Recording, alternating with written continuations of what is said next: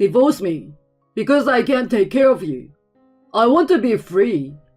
He started saying that as soon as I was put in a wheelchair.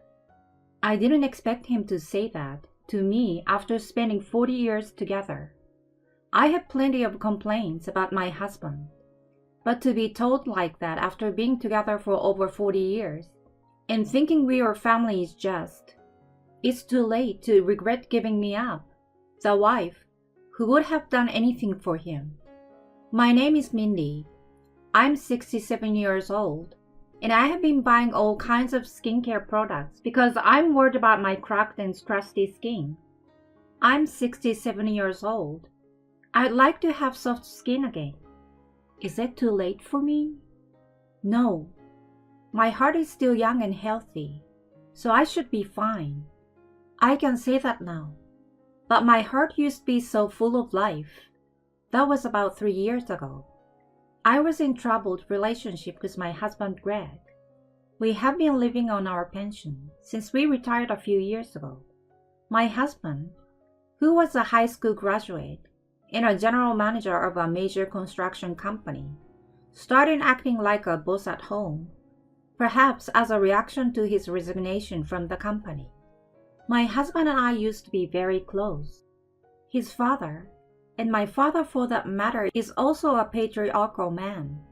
I grew up in the countryside, and it was common for my friends to have a domineering husband. Because of this, I was strangely convinced that wives were treated like this everywhere. Nowadays, people are saying, a husband who is domineering towards his wife is not a good husband. I feel that this is true though. My stubborn husband and Regina, our only daughter, have always been at odds with each other. As an adult, she is in touch with me, but she and my husband are estranged. Even my daughter rejects him. I must be the only one who can get along with my husband. If it's his domineering nature, I could accept it because I'm used to it. After retirement, my husband started to nag me about how I didn't clean the house well enough, or how inefficiently I did the housework, and I honestly thought it was a nuisance. When I asked him if he wanted to have lunch, he would say, "Just something simple." And when I served him a simple meal, he would get angry at me for cutting corners. When I was cleaning the kitchen, he would say that the drains were not clean enough. I was just about to do it. I could see that my husband would surely block me if I said that. When I argue with him, he thinks he can just cut me off. He has a temper, and it happens unnecessarily. If that's all there is to it, I should just let it go. But lately, my husband has been losing control of his anger due to his age, and he sometimes throws a cup at me. So I have been refraining from talking back as much as possible. At work, he would get angry at his subordinate with a smug look on his face, and I guess that's where he used to release some of his stress. That's gone. I feel like everything is pointed at me now. One day, when the topic of divorce came up on TV, it hit me so hard that I couldn't think of it as someone else's problem. I was shopping when I collided with a bicycle and fell down, breaking my knee and requiring an operation. My husband, who was standing next to me at the time of the accident, said to me while I was in pain, "You are exaggerating." He looked at me coldly and quickly went home. When a passerby kindly arranged for an ambulance and I was admitted to the hospital, my husband threw the least amount of luggage and documents to the receptionist and didn't even accompany me to the surgery. And the day after the surgery, "What are you going to do about the house?" When my husband finally came to visit me and asked me that, I couldn't help but think, huh? What? I asked back, what was this crazy husband talking about? "I'm talking about the house. I had no choice and did it. But what are you going to do from now?" My leg feels like it's going to hurt. Can you just do it yourself until I can feel my feet again? I was frustrated by the stress of being in a hospital, and I told my husband what I really thought. Naturally, my husband was furious. He started to make a big fuss in the hospital room with his own thinking that his wife was lazy and not prepared enough to take care of the house. The nurses immediately rushed to the room and picked up my husband. But needless to say, the other patient looked at him scornfully. It's hard to have a husband with a temper. I have one too. My friends were living in other places, so I had no one to talk to about my relationship with my husband. The hospitalization was a disaster, but it was great to have someone to talk to about family problems and learn about other families. It also allowed me to be objective about what a crazy person my husband really was. I was in the hospital for about 3 months and did rehabilitation every day, but I didn't recover as well as I would have liked, so I became wheelchair bound. Thanks to the fact that I spent a lot of time in the hospital talking about my husband's complaints with others, I felt mentally refreshed, as if a burden had been lifted off my shoulders compared to before I was hospitalized.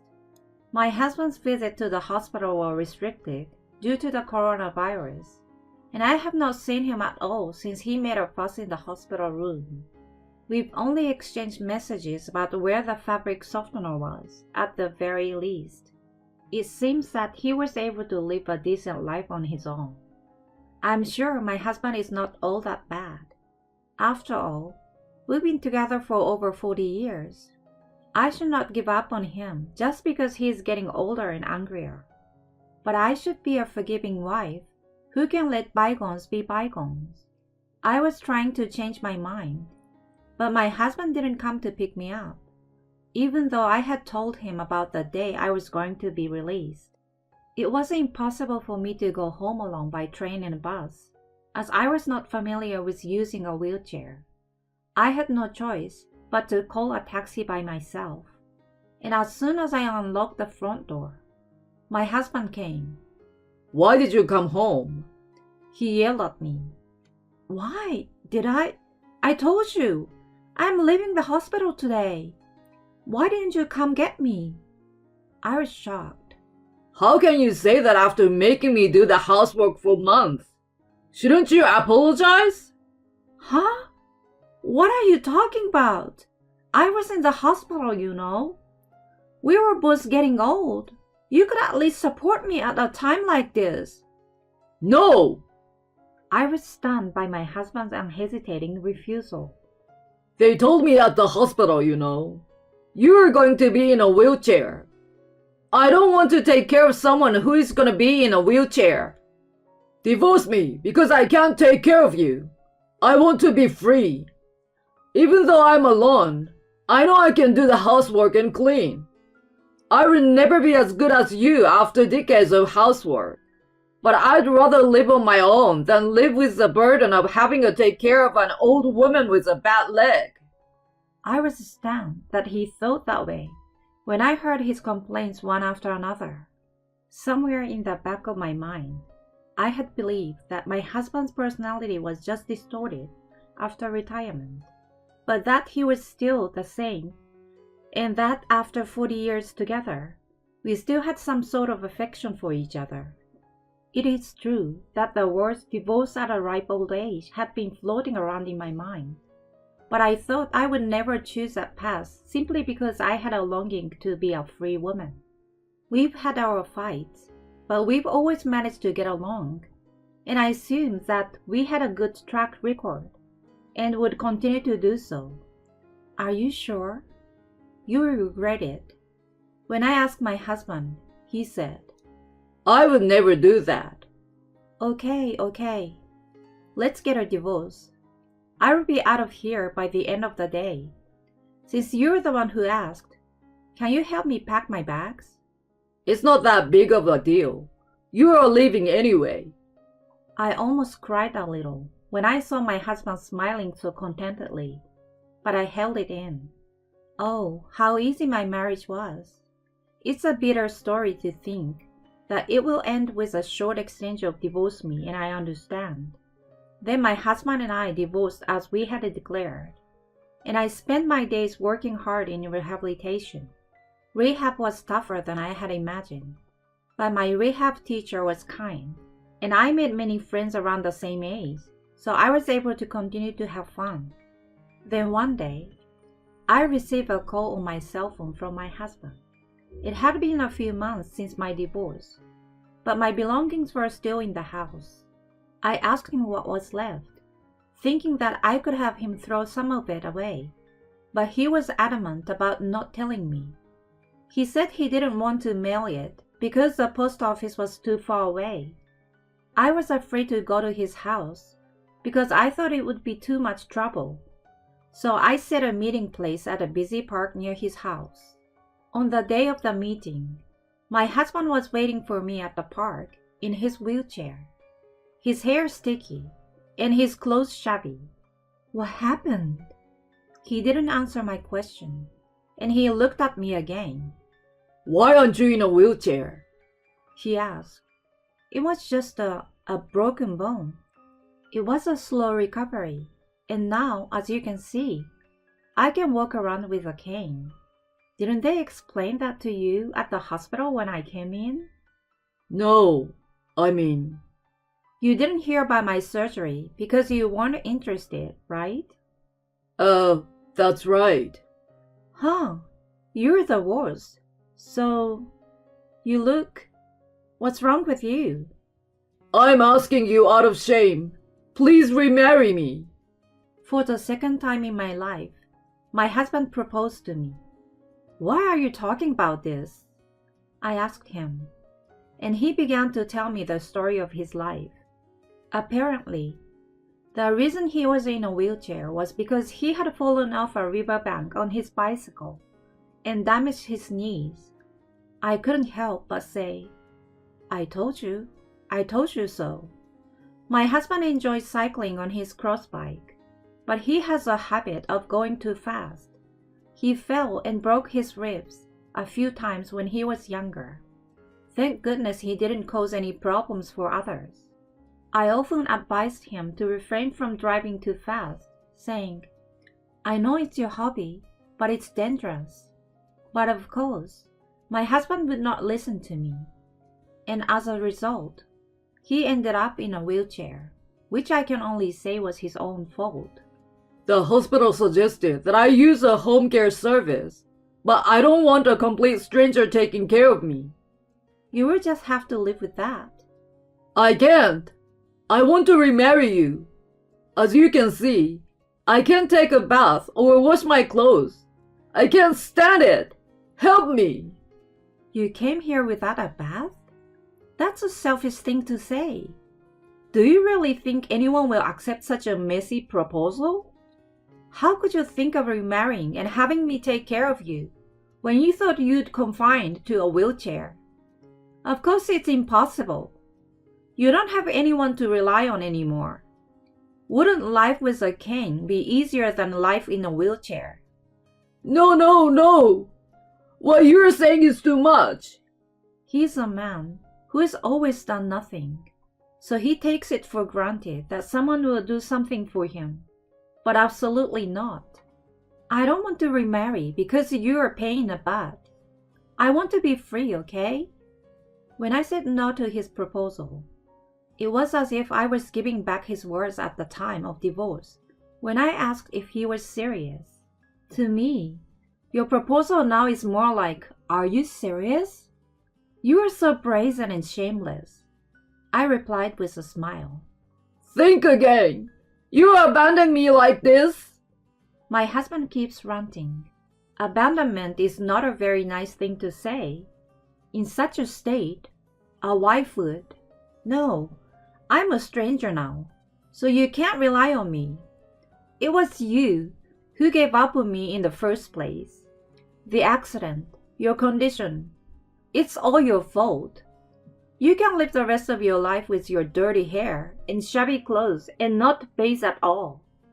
I had said all the things I wanted to say, things I never said in the divorce. I was right. You're going to regret this, see? My husband seems to realize that there was nothing he could do about it, and he was completely done. At the time of the divorce, I thought, he's a man who has taken it for granted to work hard for many years.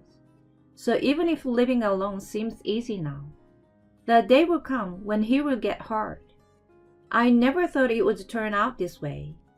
Enough! I will give up on you and have Regina take care of me. I don't think that's possible. What? Regina already lives with me. I mean, she hates you. Her husband hates you. And you think you can count on her now?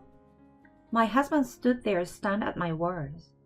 I think he really wanted to rely on our daughter. I wonder if the bike ride had messed with his head too. Well, I guess there's really no one else to turn to. Well, why don't you just ask for home care? By the way, there are 3 reasons why my husband's only daughter hates him. The first is that he was too much of a domineering husband.